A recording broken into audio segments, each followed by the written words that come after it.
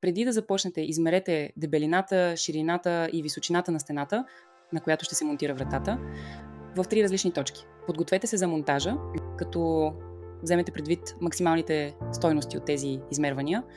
На гърба на каталозите за врати Варилдор има таблица с размери на стените, които нашите продукти покриват. Можете да използвате тази таблица, когато правите своята поръчка. Уверете се, че повърхността, върху която ще се нанася, е чиста. Внимателно отворете опаковките така, че да не повредите продуктите вътре. Препоръчваме ви да не използвате режещи инструменти по време на тази процедура. Уверете се, че поръчаните от вас продукти са правилни, като първо проверите етикетите.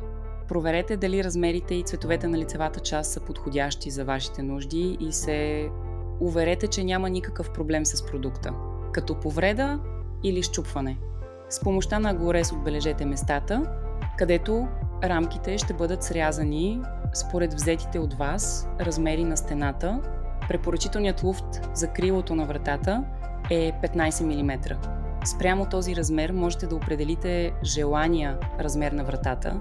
Направете разреза с чист трион и се уверете, че касата е отрязана от долната страна. След това сглобете страничните и горната част на касата една към друга в съответствие с инструкциите за монтаж. След като пробиете водещия отвор, завийте касите една към друга.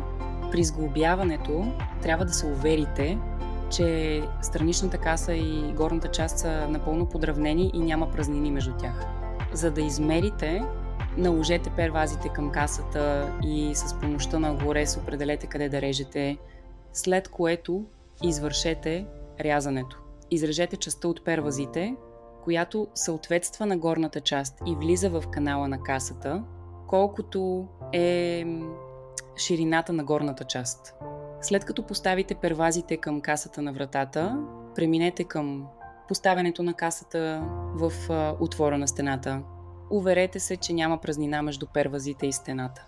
За да закрепите и фиксирате касата напълно към стената, поставете 4 клина, като започнете от горната част от към пантите.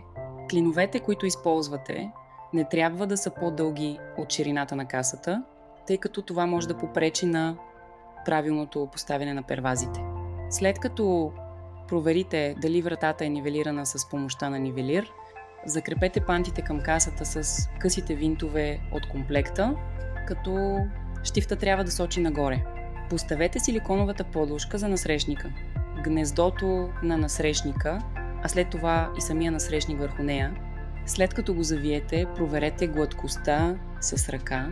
Започнете монтажа на пантите на крилото на вратата с дългите винтове от комплекта. След като се уверите, че са напълно вкопани, внимателно поставете крилото в касата и го нанижете на пантите. Затворете вратата и отново поставете клиновете, за да я нивелирате, докато крилото е закачено. Важно е да проверите дали има проблем с крилото на вратата. Затворете я напълно и я отворете. Ако вратата не е балансирана или се отваря и затваря сама, извършете процеса на регулиране отново.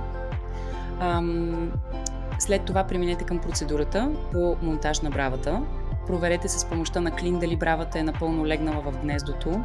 Не забравяйте да проверите дали разстоянието между крилото и касата на вратата е равно.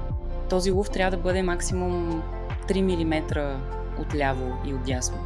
Затворете вратата и поставете обтягащите устройства до пантите, като направите фина настройка. Уверете се, че пяната, която ще използвате, е полиуретанова пяна за монтаж на врати.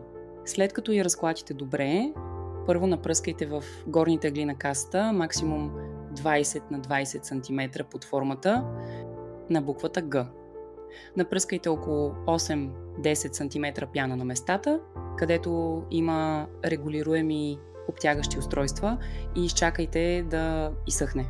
След като се уверите, че е напълно суха, отстранете обтягащите устройства и почистете излишната пяна с макетен нож, без да наранявате продукта, те са подравнени. Като последна стъпка монтирайте дръжката на вратата според инструкциите на производителя. Фиксиращите винтове в долната част на дръжките и розетките трябва да бъдат напълно затегнати от двете страни. След като се уверите, че е стабилна, поставете дръжката на вратата. Подравнете розетката с ключа в ключалката, преди да я фиксирате. Това ще улесни свободното движение на ключа. Тъй като успешно завършихте монтажа, след като сте поставили външната розетка, се насладете на това, че добавяте стойност към вашето жизнено пространство с Вариодор.